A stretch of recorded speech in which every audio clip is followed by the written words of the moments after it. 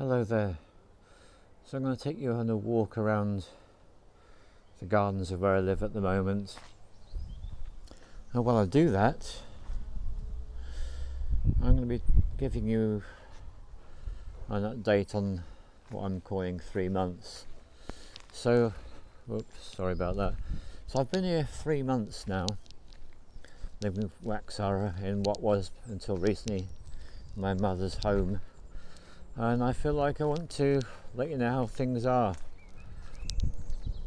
That's a particularly beautiful flowering rosemary bush, and these I particularly want to show you as well. They've literally just come out recently.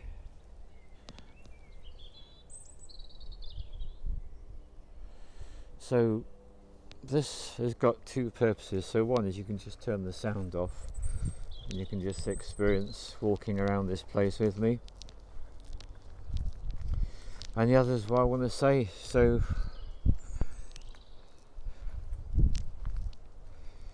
I am struggling to make this film, to be honest with you, and that's because I'm struggling with life as it is at the moment. So first of all, about my mother. So she's in the home. She's been there for 6 months, I think now. It's hard to believe, but she has. And it brings up so many emotions attempting to talk about this at all.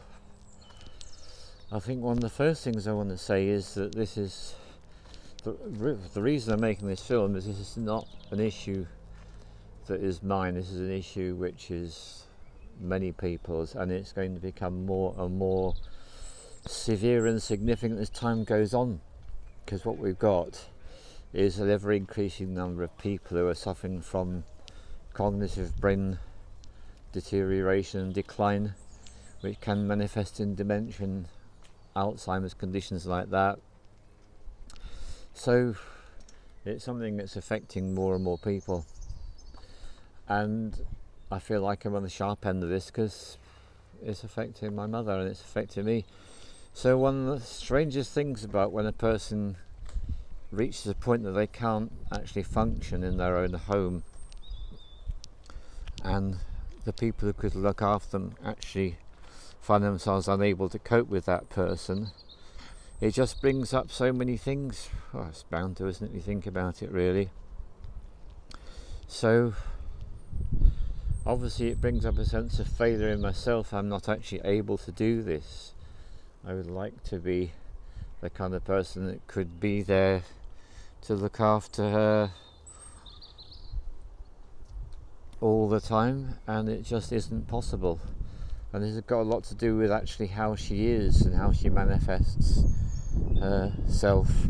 But I want to talk about something else. So when a person goes into home, it's a really peculiar thing, because when the moment that happens, it's like they become alive and dead at the same time. Now this is going to sound pretty strange, I know, so I'll do my best to explain what it is I mean about someone being both alive and dead at the same time, because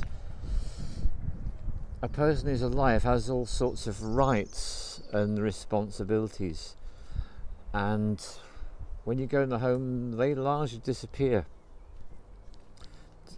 Responsibilities diminish away to very little, and so do your rights. So one of the things I found really hard is moving to my mother's home. It's a really strange thing to do. It's all right to stay, it's all right to visit, but to move in, I feel deeply uncomfortable with this, particularly because I know that from what she expresses, she really does regret this. She'd like very much to be back in her own home, and yet it's something that she can't cope with. We have tried a couple of times to bring her back, and each time it didn't work, and I have to accept the guidance of members of my family who are more knowledgeable than I am about all this, which is that to take her out of the home again would simply throw her into more of a state of confusion. First of all, being taken out, even though it's what she's asking for, begging for, pretty much every single time I go and visit her. And then, because this is the most likely thing, is it would be very, very confusing and difficult for her, then to bring her back and put her back in the home would be even more confusing, even more difficult for her still. So apparently moving people when they get to a certain age is just incredibly harmful for them emotionally, mentally, particularly more than physically, I think. So it's altogether very strange. So that's what I'm dealing with, and I feel massively uncomfortable about living in her home, because I feel like it's hers and not mine. And yet, in order to support this, is what I need to do. I need to be here. That's the only way that I can actually support her, is to live in the area. And she can't live in it because she actually cannot cope with the reality of that experience, because she needs the level of help and care that is beyond the ability of my partner and I to be able to manifest. That's kind of how it is. So it's very strange times indeed, and very distressing. And one of the things I notice, I just don't have as much energy to be able to do other things in my life as I would like, and it's because what's going on does actually take up a considerable amount of my emotional, mental, physical and spiritual energy. So it really does reduce my ability to be effective in the world, which I find also massively distressing. So it really is a strange journey, to say the least. And when I started living down here, I used to visit her every day because I thought it was the right thing to do, and it was soon pointed out to me by staff in the home and also by family members who are much wiser than I am in this whole area, that was a really unhelpful thing to do, because every time I visit her, I'm basically dragging her out of what she's into, where she is, which she's got a certain way of being with the people there, and then along come I and it all gets broken up. And then she has all these feelings arising of wanting to go back home and wanting to be with family, which can't be realised. So it just feels awful for her, and I can really understand that. So with reluctance, what I've done is I've reduced the amount of visiting that I do. So I'm visiting now only a couple of days a week or one day a week, which actually feels massively uncomfortable as well. But hey, this is what I'm being advised to do, so I'm taking the advice and seeing where it all goes. So yeah, that's pretty much my update really, is feeling massively uncomfortable about all this and having to accept the fact that that's how it is, and feeling enormously grateful for my partner who is providing me with such support. I don't know how I would have managed it without it, quite frankly.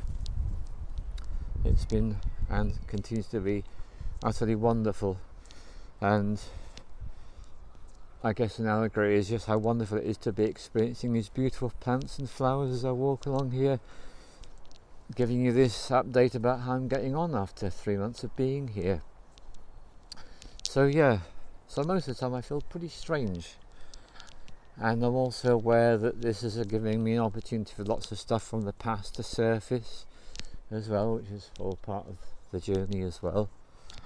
And I'm very grateful to all the books that come my way. Shamanic fiction is an amazing ability.